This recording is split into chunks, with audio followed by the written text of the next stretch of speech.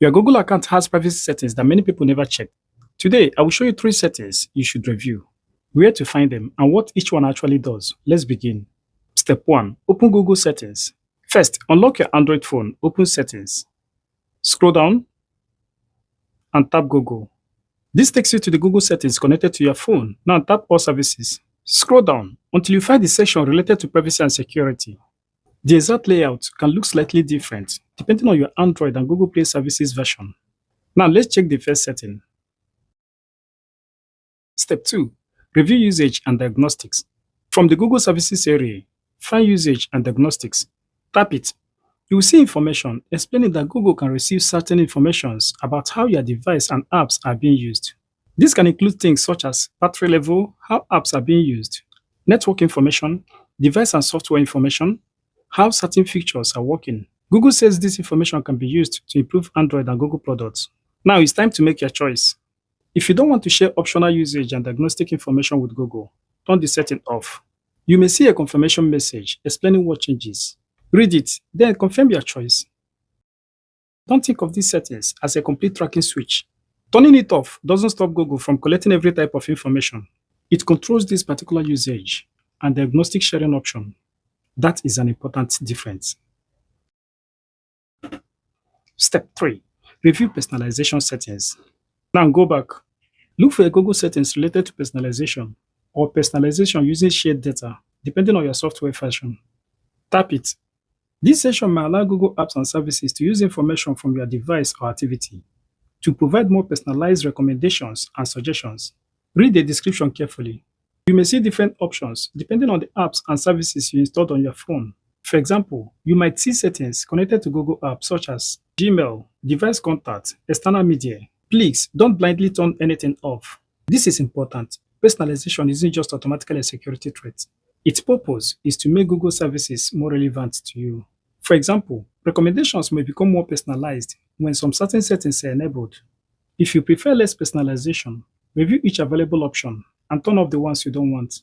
If you use a service heavily, remember that changing each personalization settings may affect the recommendations you receive. Step 4. Check your advertising settings. Now let's look at the third area. Go back to the Google settings. Look for ads.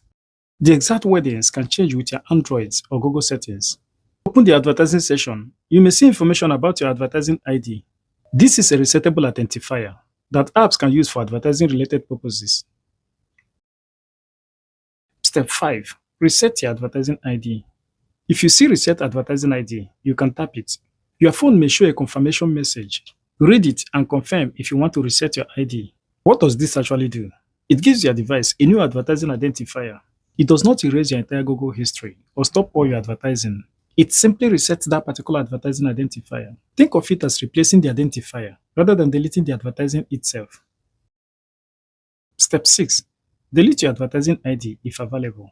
On newer Android versions, you may see an option such as deleting advertising ID. If that option is available on your phone and you don't want apps to have access to advertising ID, you can select it and confirm. After deletion, apps may receive a zeroed out identifier instead of a usable advertising ID, depending on Android implementation. However, remember this, you will still see advertisements. Deleting the advertising ID does not remove ads. It mainly reduces one-way apps can use an advertising identifier for personalization and measurement. Understand what these settings do. Before you finish, remember these 3 points. Usage and diagnostics. Turning it off can reduce optional diagnostic sharing. Personalization. Changing these settings can reduce how much Google uses your information to personalize recommendations and suggestions. Advertising ID.